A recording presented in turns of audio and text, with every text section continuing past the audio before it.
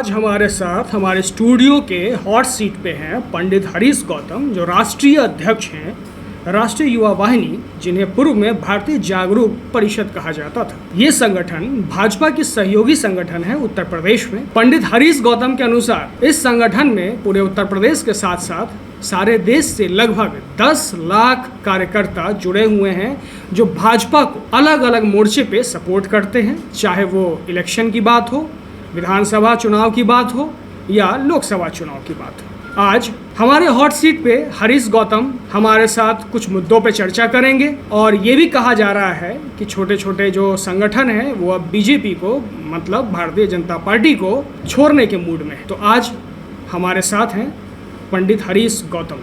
नमस्कार, स्वागत है आपका मेट्रो वार्ता और वार्ता समाचार के डिजिटल प्लेटफॉर्म पर। और आज हमारे साथ मौजूद हैं राष्ट्रीय युवा वाहिनी, जो भाजपा का सहयोगी संगठन है, जो कि भारतीय जागरूक परिषद के नाम से भी जाना जाता है। उसके राष्ट्रीय अध्यक्ष पंडित हरीश गौतम जी। गौतम साहब, स्वागत है आपका मेट्रो वार्ता और वार्ता समाचार के डिजिटल प्लेटफॉर्म पर। नमस्कार जी। गौतम साहब, ये बताएं कि भाजपा समर्थित संगठन का मतलब क्या है? देखिए, इसका जो मतलब है, सन 2016 में राष्ट्रीय हमारी जो पार्टी थी, बेरोजगार मानव समाज पार्टी, जिसके राष्ट्रीय अध्यक्ष डॉक्टर नितेश शर्मा और मैं राष्ट्रीय उपाध्यक्ष था। 2016 में हम लोगों ने अपनी पार्टी का विलय भारतीय जनता पार्टी में कर दिया था। ठीक है। भारतीय जनता पार्टी में करने के बाद आज तक हम लोगों को जो हमारे वादे हुए थे वो किस कारण से नहीं पूरे हो पाए, इसमें कोई परेशानी भी नहीं है। और ये कि थोड़ा सा अफसोस भी है, जब हमने देखा तो हमने भाई हमारे कार्यकर्ता थे, हमारे देश के कोने कोने में कार्यकर्ता हैं, उन लोगों की कितने कार्यकर्ता, कितने लाख, कितने हजार कार्यकर्ता है, कोई अनुमान है आपको? इस समय हमारा कम से कम 10 लाख कार्यकर्ता है। 10 लाख कार्यकर्ता पूरे हिंदुस्तान में। अच्छा, 10 लाख कार्यकर्ता पूरे हिंदुस्तान में। जी जी। 2022 के चूंकि आपका जो संगठन है जी, वो उत्तर प्रदेश में एक्टिव है। उत्तर प्रदेश में एक्टिव है, गुजरात में एक्टिव है, राजस्थान में एक्टिव है। 2022 यहीं पर रोकते हैं। 2022 के विधानसभा इलेक्शंस में जो उत्तर प्रदेश में हुए थे, उसमें आपका योगदान क्या रहा? हमारे संगठन का पूरा योगदान रहा। भारतीय जनता पार्टी को हमने सहयोग किया, भारतीय जनता पार्टी को पूर्ण बहुमत की सरकार बनाई। और मैं स्वयं खुद माननीय योगी आदित्यनाथ जी के चुनाव क्षेत्र गोरखपुर में रह गए 1 महीना 4 दिन मैंने कैंपनिंग करी और महाराज जी के लिए उनके चुनाव की हर जगह जगह, गली गली, मोहल्ले मोहल्ले जा जाकर हमारे कार्यकर्ताओं ने उन्हें जिताने की अपील की और महाराज जी को वहाँ से जिताया और पुनः मुख्यमंत्री। पंडित जी, मेरा सवाल आपसे, आपकी राष्ट्रीय युवा वाहिनी पार्टी संगठन है, जी जी, आपने भारतीय जनता पार्टी के साथ ही जाना क्यों बेहतर समझा? समाजवादी पार्टी के साथ भी जा सकते थे, बसपा के साथ भी जा सकते थे, आपको भारतीय जनता पार्टी ही क्यों समझ में आई? क्या आपको इसमें कोई बेनिफिट, कोई लालच, कोई फायदा दिख रहा था? देखिए, समाजवादी पार्टी की जो नीतियां थी, एक परिवारवाद वाला मामला था और परिवारवाद के हिसाब से वो पार्टियां चल रही थी। क्योंकि मैं माननीय नेताजी के पूर्व विधानसभा क्षेत्र गुन्नौर से आता हूँ जी, और उस क्षेत्र से बदायूं लोकसभा क्षेत्र पड़ता है, जहाँ से हमारे धर्मेंद्र सांसद जी थे जी, और हमारा जो विधानसभा क्षेत्र है यादव बाहुल है जी।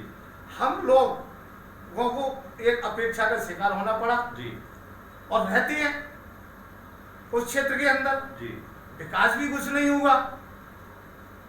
तो इस कारण से हमें अपने भारतीय जनता पार्टी के साथ ही हमने सोचा कि माननीय मोदी जी के नेतृत्व में एक अच्छी सरकार केंद्र में बन चुकी है, अच्छा जनहित का कार्य कर रही है और इसी के साथ हमने कहा भाई हमें तो भाजपा के साथ इसका सहयोग करना है। आज आपको लग रहा है कि भारतीय जनता पार्टी या योगी आदित्यनाथ की सरकार में उत्तर प्रदेश में विकास हो रहा है, कुछ उन्नति हो रही है? अरे ये जनता को पता है, पुनः दोबारा सरकार बनी है, आज गुंडा राज खत्म हो चुका है, हर बहन, हर महिला सुरक्षित है उत्तर प्रदेश के अंदर, विकास की गंगा बह रही है और हर लोग, हर जितने भी व्यापारी हैं और मजदूर वर्ग हैं आज खुश है। राष्ट्रीय युवा वाहिनी को क्या फायदा? बहुत अच्छा बोला, विकास की गंगा बह रही है। मानसून का टाइम है, गंगा में बाढ़ भी आ जाती है, आती है तो बिना बिना विकास जो है विनाश में आ जाता है। ये बताइए, आप जब सम्मिलित हो गए भाजपा में, जी जी, भाजपा के साथ कुछ लालच था क्या? कुछ पद मिल जाए, प्रतिष्ठा मिल जाए, कुछ ऐसी बात है? क्योंकि जनरली होता है, जैसे भी राजभर साहब मिल तो गए एनडीए में, जी अपने साथ एक वो मुख्तार अंसारी के बेटे को भी लेकर जुड़ गए हैं, जी, अब्बास अंसारी को, ठीक है। जी। तो होता क्या है कि भाजपा के साथ जो जुड़ जाता है मतलब गंगा नहा लेता है। या राष्ट्रीय युवा वाहिनी की भी प्लानिंग यही है कि राजभर की तरह 1-2 सीटें लाएं और उसके बाद हम एनडीए में जुड़ नहीं नहीं, ऐसा कुछ नहीं है, क्योंकि हमारे एक सामाजिक संगठन है, ये पार्टी नहीं है जी। अब ये पार्टी अगर हमें हमारे वर्क को देख के, हमारे कार्य को देखते हुए अगर हमें कोई सम्मान देती है जी, तो इसके लिए सम्मान को कोई भी मना नहीं कर अभी सकता। तक सम्मान मिला कि नहीं मिला? कोई पद वद मिला ऐसा कुछ भाजपा नहीं, ऐसा अभी कोई जो अभी हमें दायित्व नहीं मिला है, लेकिन इतना दायित्व है कि आज हम भारतीय जनता पार्टी के साथ मिलकर, कंधे से कंधा मिलकर हम उनका कार्य कर रहे हैं और आम जनता की जो समस्या है उनको यानी माननीय मोदी जी तक, योगी जी तक पहुंचाने का कार्य करते हैं। एक बात बताइए गौतम साहब कि अगर कोई पद नहीं मिलता जी, तो भी क्या अब बिल्कुल निस्वार्थ भाव से ऐसे ही संगठन के साथ, भाजपा के साथ, संघ के साथ जुड़े रहेंगे? देखिए ये तो आपको तो अभी 2016 में हमने पार्टी में विलय किया है और आज तक हमने कोई मांग ही नहीं करी है। आज भी हम भारतीय जनता पार्टी के साथ कार्य कर रहे हैं, तो भविष्य में भी ऐसे ही रहेंगे, बस कोई मांग नहीं करेंगे। देखिए, जब कोई व्यक्ति अच्छा कार्य करता है जी। तो संगठन भी, पार्टियां भी उनके बारे में सोचती हैं कि इन्हें कोई संवैधानिक पद दायित्व दिया जाए। अच्छा, मतलब अभी तक आपने कोई अच्छा कार्य नहीं किया? झा तो साहब, पद मिला है? नहीं तो बराबर कर रहे हैं। झा साहब, मैं एक सवाल पंडित हरीश गौतम जी से पूछना चाहूंगा। जैसा कि हमारे सूत्रों के जरिए पता चला है कि आपकी पार्टी राष्ट्रीय युवा वाहिनी ने किसी वक्त में 2022 में केशव प्रसाद मौर्य जो डिप्टी सीएम उत्तर प्रदेश हैं उनसे मिलके और ये बात कही थी कि हम आपके साथ जुड़े हुए हैं, हमें इसमें कुछ फायदा दिया जाए। तो क्या ये बात सत्य है? और केशव प्रसाद, अगर ये बात सत्य है तो केशव प्रसाद मौर्य ने आपको आश्वासन दिया या आपकी वो चीज पूरी की? देखिए, जिस समय हमारी पार्टी का विलय हुआ था, आश्वासन दिया, ये बात सही है अपनी जगह। और माननीय केशव प्रसाद मौर्य जी ने हमारे राष्ट्रीय अध्यक्ष को एक संवैधानिक पद देने के लिए, राष्ट्रीय उपाध्यक्ष को यानी मेरे लिए संवैधानिक पद देने के लिए कहा था। ये अपने में सही है जी। ये नहीं है कि साहब नहीं कहा था, जी। लेकिन जब ये दे दें तो हम मान लेते कि हाँ हमें दे दिया गया। यानी 2022 से अब तक कोई संवैधानिक पद ना मिला, ना आपके किसी भी कार्यकर्ता को कोई पोस्ट मिली? जी नहीं, अभी तो कहते हैं 2016 से, लेकिन ये सुधारिए, 2016 से ये जुड़ते हैं, 2016 से जुड़े हुए हैं। मतलब भाजपा हाँ। इतनी बड़ी समुद्र हो जी। चुकी है, मतलब महासागर हो जी। चुकी है, छोटी छोटी नदियां, जी। राजभर जैसी नदी को वो घोल के पीने में और सक्षम है। और राष्ट्रीय युवा वाहिनी को खाली वो बाहर से जोड़े हुए हैं। बाहर से कुछ मिल नहीं रहा है। अच्छा, आपको क्या भाजपा आपकी पार्टी के लिए कुछ फंड वगैरह प्रोवाइड करती है? नहीं, ऐसा कोई हम फंड मांगते ही नहीं है, क्योंकि हम हिंदुस्तान में माननीय मोदी जी के, योगी जी के नेतृत्व में, माननीय खन्ना जी के नेतृत्व में, माननीय ब्रजेश पाठक जी के नेतृत्व में आम जन की जो समस्या है वो उन तक पहुंचाते हैं, उनका समाधान वो लोग करते हैं। 2024 में क्या करेंगे? 2024 में माननीय प्रधानमंत्री पुनः दोबारा आ रहे हैं, सरकार वाले 400 प्लस हमारी सीटें आ रही हैं। राष्ट्रीय युवा वाहिनी का क्या रोल रहेगा? राष्ट्रीय युवा वाहिनी तो सहयोग में है। ये माननीय मोदी जी को दोबारा प्रधानमंत्री लाने के लिए जन तक उनकी योजना को पहुंचाने का काम कर रहे हैं। अगर भारतीय जनता पार्टी ये कहती है कि 2024 में राष्ट्रीय युवा वाहिनी को हम कुछ नहीं देंगे, सिर्फ वो हमारे लिए सेवा करे पूरे हिंदुस्तान में, नहीं तो हम सेवा कर रहे हैं, हम तो सेवा कर रहे हैं, संघ की तरह सेवा करें। नहीं हम कर रहे हैं, करते रहेंगे। सेवा कर रहे हैं, फ्री में सेवा करना तो क्या बात है? सेवा करके मेवा चाहिए कि फ्री में सेवा करना? नहीं तो मेवा नहीं चाहिए, हमें तो सेवा करना है। सेवा करना है तब तो आप किसी वृद्धाश्रम में जाके कर सकते हैं, तो वृद्धाश्रम में किसी में भी जाके कर सकते हैं। कोई जरूरी है मतलब वृद्धाश्रम? राजनीति में सेवा करना? देखिए, जिसकी आवाज जी, जमीनी स्तर के लोगों की आवाज जी, एक गांव की आवाज जी, एक मुख्यमंत्री तक पहुंच जाए, ये भी सेवा है। जी, प्रधानमंत्री तक पहुंचा दे, ये भी सेवा है। सरकार तो आप ही की है, तो क्या बात है? पूरा सिस्टम बना हुआ है आवाज पहुंचाने के लिए, तो आपकी आवाज पहुंचाने की जरूरत क्यों? देखिए, एक बात बताऊं, आपकी पार्टी में किस तरह के लोग हैं? क्या आप लोग अल्पसंख्यकों का साथ देना है संगठन में, पंडितों के साथ हैं, दलित हैं, कौन है आपके साथ ज्यादा, और किस तरह के लोगों का? हमारे संगठन में सभी धर्मों के लोग हैं जी, सभी जातियों के लोग हैं और हमारा नारा भी यही है, जीव हमारी जाति है, मानव धर्म हमारा, और हिंदू मुस्लिम सिख ईसाई धर्म नहीं कोई न्यारा। तो हम आप हर वर्ग के, क्यों हमारे संगठन में एक मिनट, हमारे संगठन में प्रोफेसर इमदादुद्दीन सैयद जी बुरहानपुर मध्य प्रदेश से, जो मदरसा बोर्ड के पूर्व अध्यक्ष रहे थे, जिन्होंने माननीय अटल बिहारी वाजपेयी जी के साथ में काम किया था, जो 13 महीने की सरकार रही थी। उस 13 महीने की सरकार में उसी समय माननीय इमदादुद्दीन सैयद जी ने एक नैतिकता को देखते हुए अपना त्याग पत्र माननीय प्रधानमंत्री जी के संग दिया था, जबकि वो 6 साल मदरसा बोर्ड के अध्यक्ष रह सकते थे। हमारे साथ जुड़ने वाले कहते हैं हमारे डॉक्टर सोनू शर्मा जी इंदौर से हैं जी, एक पेशे से डॉक्टर हैं, गायनी की डॉक्टर हैं, और वो समाज सेवा कर रही हैं, अपना हॉस्पिटल भी जा रहे हैं। आप पता कर लीजिए इंदौर के अंदर डॉक्टर सोनू शर्मा के मामले में। बात को डाइवर्ट मत कीजिए, सीधी ये डाइवर्ट नहीं है, ये हम हर स्तर पर सीधे मेरा सवाल आप पे यही है, मेरा सवाल है, ऐसा तो नहीं आप सेवा इसलिए कर रहे हैं कुछ मेवा मिल जाए, कुछ फल मिल जाए, कुछ पद मिल जाए, विधानसभा परिषद इधर उधर राज्यसभा लोकसभा कुछ मिल जाए आपको। देखिए, जब कोई भी व्यक्ति किसी भी संगठन में, किसी भी पार्टी में अगर वो कार्य करता है तो नेतृत्व, केंद्रीय नेतृत्व इस चीज को देखता है, कौन अच्छा समाज के लिए काम कर रहा है तो उसको दायित्व देता है। आपको क्या उम्मीद है? आपको क्या उम्मीद है? हम अपना कार्य कर रहे हैं।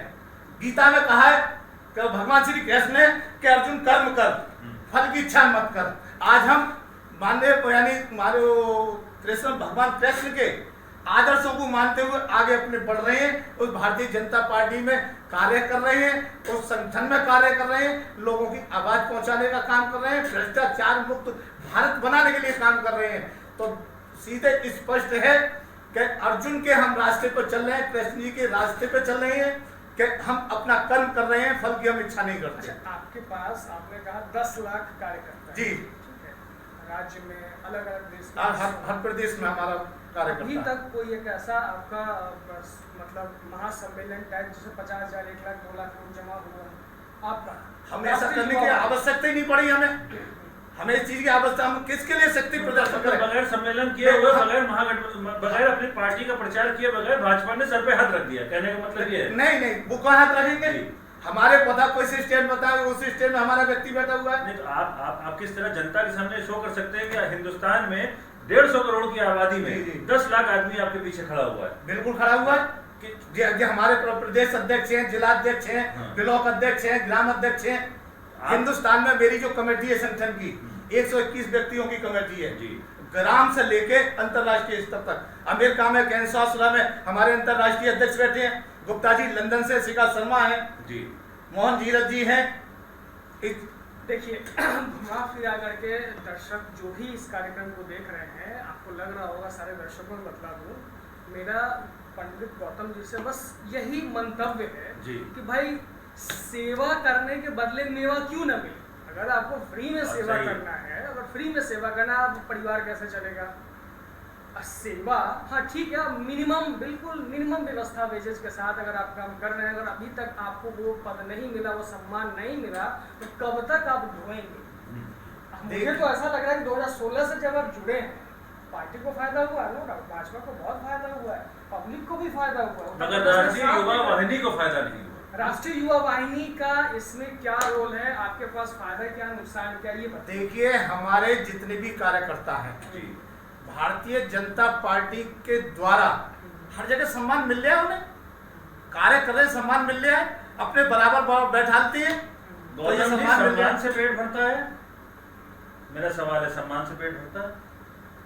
पेट की बात अगर आ रही हो तो सम्मान से, जिस समय हम आगे पेट में थे तो उसने हमारी व्यवस्था करी थी, समय पे सांस दी थी, समय पे पानी दिया था, समय पे हमें हर व्यवस्था करी थी। आज तो हम पृथ्वी पे आ गए, जमीन पे आ गए, तो हर व्यवस्था होती है। अच्छा, एक मेरा सवाल आपसे और है, मान लीजिए आप सेवा कर रहे हैं भारतीय जनता पार्टी की, आप उसके सहयोगी संगठन है, आप उसके साथ पूरी तरह से लगे हुए बिना किसी लालच के। मैंने मानी आपकी बात, जनता भी मानती है और जनता भी मान रही है कि बिना किसी लालच के राष्ट्रीय युवा वाहिनी जो भारतीय जनता पार्टी की सहयोगी संगठन है, उसके राष्ट्रीय अध्यक्ष पंडित हरीश गौतम और उसके साथ उनके सारे कार्यकर्ता बिना किसी लालच के निस्वार्थ भाव से लगे हुए हैं। उसके बाद भी 2024 में अगर माननीय मुख्यमंत्री उत्तर प्रदेश योगी आदित्यनाथ या माननीय डिप्टी मुख्यमंत्री श्री केशव प्रसाद मौर्य या माननीय डिप्टी ब्रजेश पाठक जी ये कह देते हैं कि हमें एक प्रेस कॉन्फ्रेंस करके कह देते हैं कि हमें राष्ट्रीय युवा वाहिनी की जरूरत नहीं है, हमें उनका समर्थन नहीं चाहिए, तब आप क्या करेंगे? ऐसा कह ही नहीं सकते वो लोग।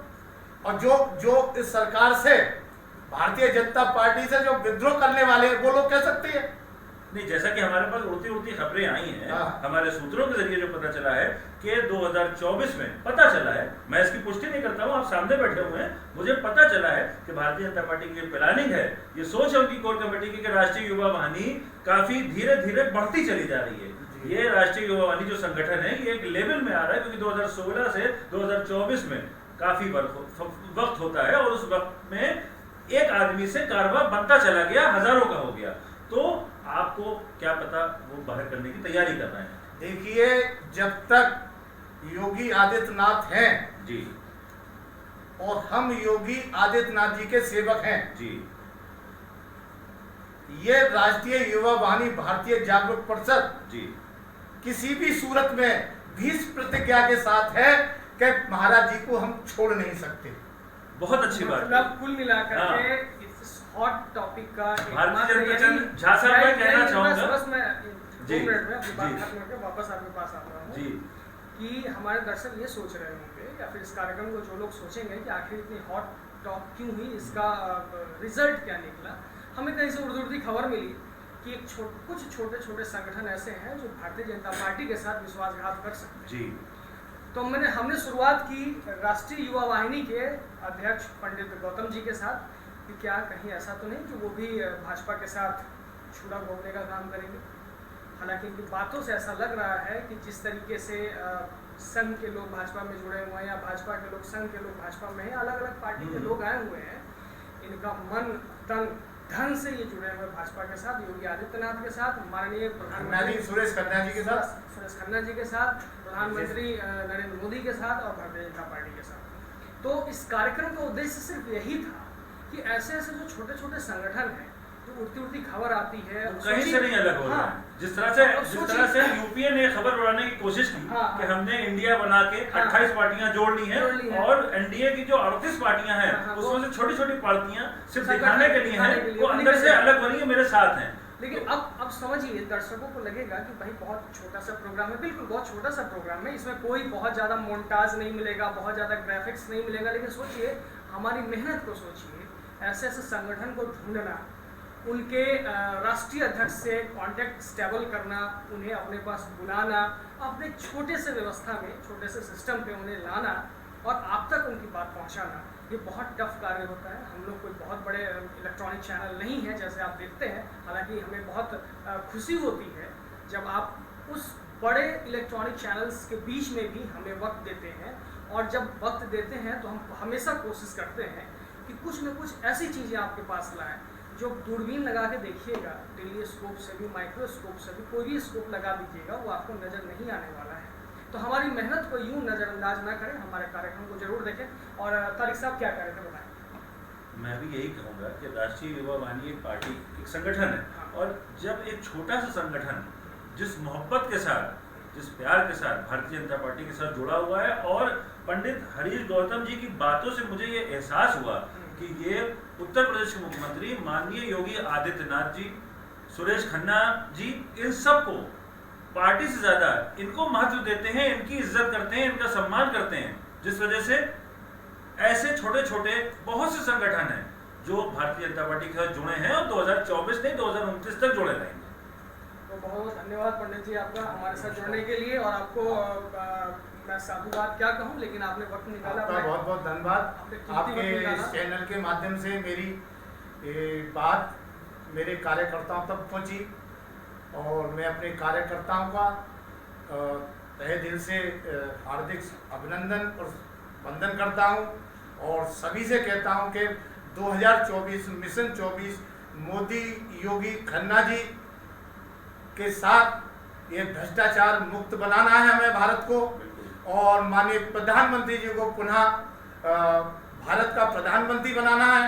इसी के साथ मैं आप सबको नमस्कार, प्रणाम, जय भारत, जय हिंद, वंदे मातरम। और मैं सारे अपने जो व्यूवर्स हमारे देख रहे हैं उनसे मैं एक चीज़ कहूँगा कि वो हमारे चैनल मेट्रो वार्ता और वार्ता समाचार जो डिजिटल प्लेटफॉर्म है दोनों, इसको लाइक करें, सब्सक्राइब करें और इस प्रोग्राम में आपको कैसा लगा कमेंट जरूर करें।